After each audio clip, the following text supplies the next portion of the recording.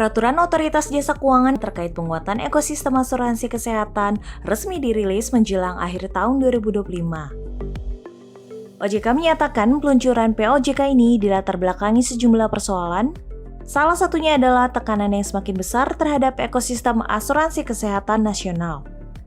Hal ini terjadi karena adanya kecenderungan overutilisasi layanan kesehatan, lonjakan inflasi kesehatan, maupun kenaikan premi polis asuransi kesehatan yang signifikan.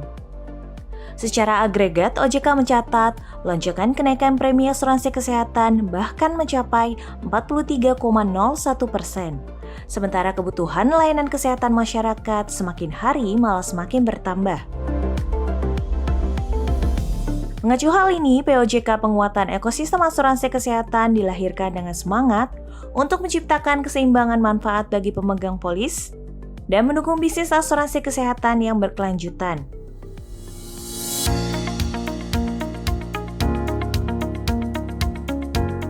Dalam POJK nomor 35, OJK mengatur sejumlah ketentuan penting dalam penyelenggaraan asuransi kesehatan. Yang pertama adalah ketetapan mengenai penyelenggaraan asuransi kesehatan, kemudian desain produk kesehatan, penerapan manajemen risiko, telah utilisasi, peran para pihak dalam penguatan ekosistem asuransi kesehatan, koordinasi antar penyelenggara jaminan, hingga aspek perlindungan konsumen dan peran perusahaan asuransi dalam edukasi dan promosi kesehatan.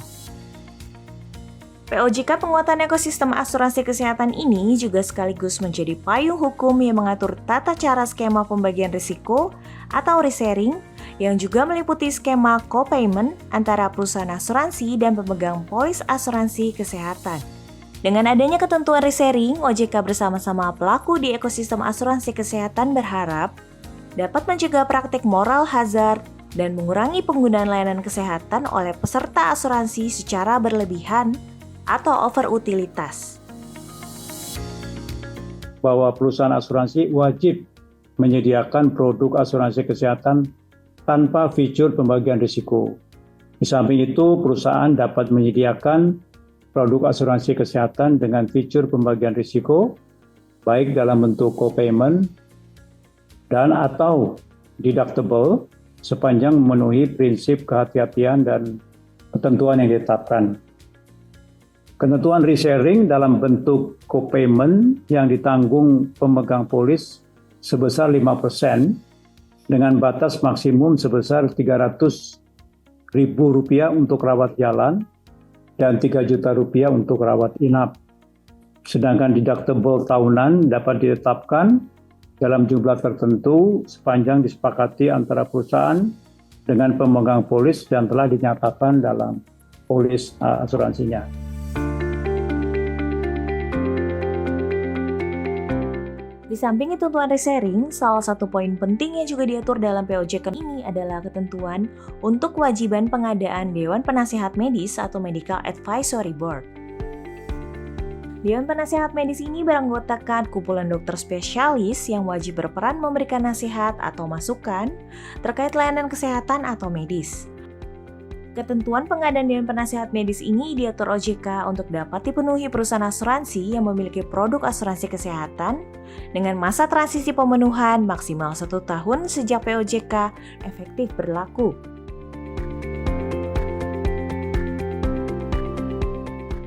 Peluncuran POJK penguatan ekosistem asuransi kesehatan ini pun menuai respon positif dari para pelaku asuransi.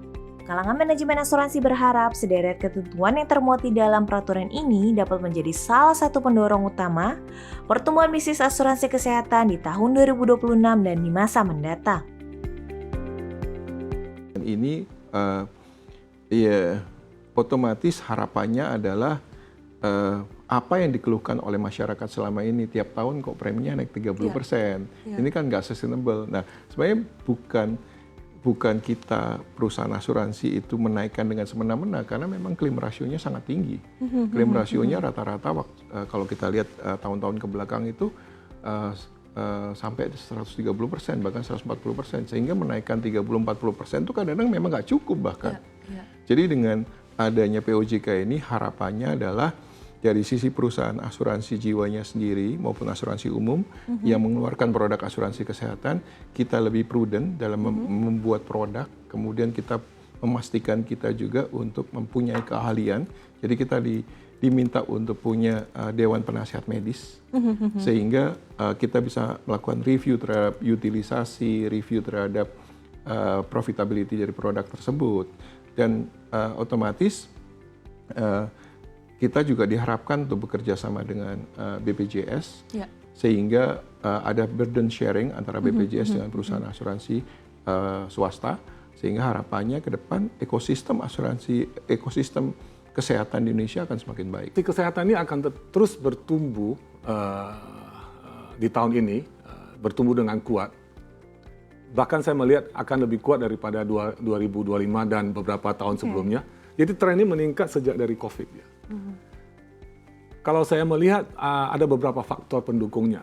Satu, kesadaran masyarakat tentang terutama pentingnya asuransi, terutama didorong oleh inflasi yang sangat tinggi. Awareness masyarakat. Awareness Indonesia, ya, terutama mereka kesadaran tentang manfaatnya, perawatan yang mahal. Inflasi kita ini termasuk yang tertinggi di ASEAN, gitu ya. Kedua adalah tentunya peningkatan penguatan infrastruktur yang kita berterima kasih ada OJK terakhir ya, yang nomor 23 kalau nggak salah saya, itu untuk memperkuat ekosistem asuransi kesehatan, di mana memberikan transparansi yang lebih baik, masa tunggu yang lebih pendek, tetapi dibarengi oleh perawatan maupun tarif yang lebih sesuai, sehingga harga lebih terjangkau. Ini sangat penting untuk keberlanjutan asuransi kesehatan itu sendiri, karena itu sangat penting ya. Pelaku asuransi yang menyediakan proteksi asuransi kesehatan mengaku telah menyiapkan beragam strategi khusus untuk mendorong perkembangan bisnis asuransi kesehatannya. Sebab dengan adanya dukungan penuh dari OJK sebagai regulator dan demand proteksi kesehatan masyarakat Indonesia yang diprediksi masih akan terus tumbuh, stakeholder di industri perasuransian semakin yakin asuransi ini akan menjadi salah satu motor penggerak pertumbuhan premi, baik di industri asuransi umum ataupun asuransi jiwa. Kinerja lini usaha asuransi kesehatan masih menunjukkan tren pertumbuhan yang positif. Pada asuransi jiwa, premi asuransi kesehatan mencapai 30,84 triliun rupiah, berkontribusi 18,82% terhadap total premi asuransi jiwa, dan tumbuh sebesar 17,23% secara year on year, menjadikan kontributor terbesar ketiga di asuransi jiwa setelah endowment dan juga PAID. Sementara itu pada asuransi umum, premi asuransi kesehatan mencapai 9,05 triliun rupiah, tumbuh 14,47% year on year, kontribusi sekitar 8,25% terhadap total premi asuransi umum, dan menempati posisi terbesar keempat setelah premi untuk asuransi harta benda, asuransi kredit, dan asuransi kendaraan bermotor. Nah, mengacu kepada tren tersebut, pada tahun 2026 OJK memproyeksikan produk asuransi kesehatan masih akan tumbuh seiring dengan meningkatnya kesadaran masyarakat terhadap pentingnya pelindungan risiko kesehatan.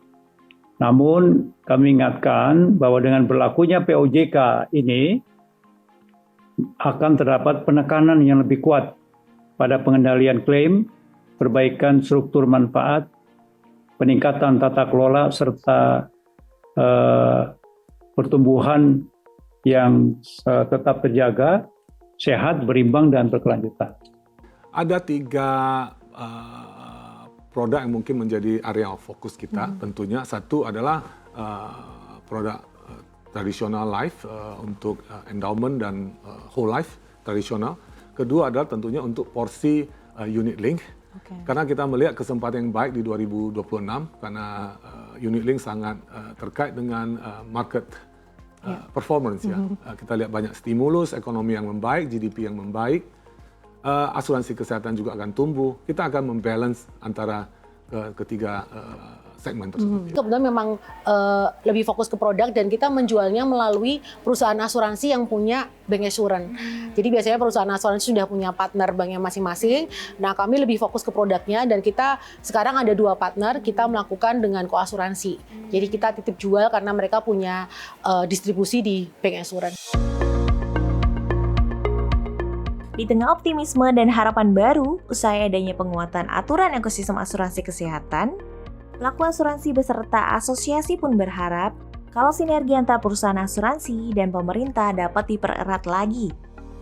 Selain itu, beragam dukungan untuk penyelenggaraan asuransi kesehatan di aspek lainnya juga masih dibutuhkan.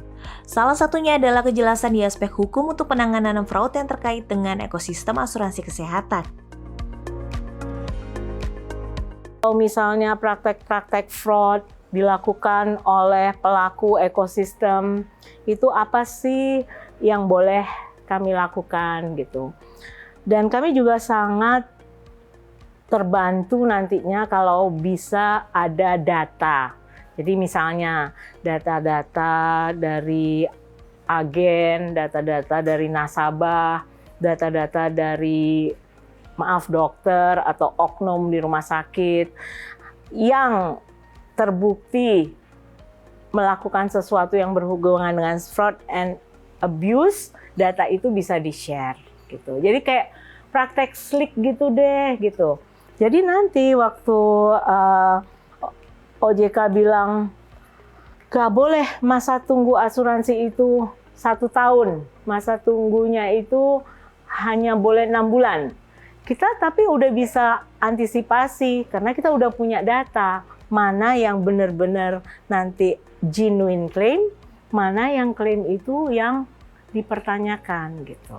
Kita lihat memang realitasnya di Indonesia itu inflasi medisnya jauh di atas inflasi ekonomi. Inflasi nasional mungkin sekitar 2, sekian persen, tapi inflasi medis rata-rata di atas 10%. Dan ini otomatis menjadi tantangan sih. Jadi bagaimana tentunya perlu kerjasama yang baik antara sektor keuangan dengan Kementerian Kesehatan untuk bisa memberikan pelayanan terbaik tetapi dengan harga yang efisien juga. Tentunya, untuk mencapai pertumbuhan proteksi kesehatan yang berkelanjutan akan selalu dibutuhkan reformasi aturan dan peningkatan mekanisme layanan. Sebab, bisnis asuransi adalah layanan jasa yang wajib untuk berkembang agar dapat relevan dengan perkembangan atau evolusi masyarakat.